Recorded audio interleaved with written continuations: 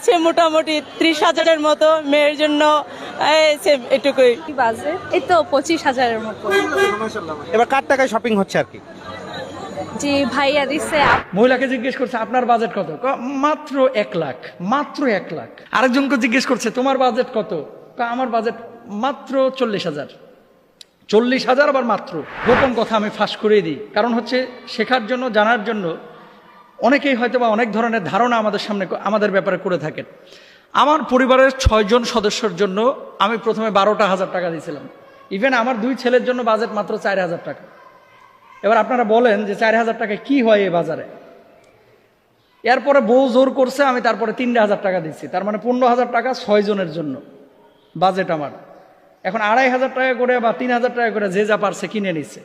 আমি মার্কেটে যাই নাই, যাই হোক মুরব্বীদের পাঠিয়েছি। এটা হচ্ছে আমার কথা।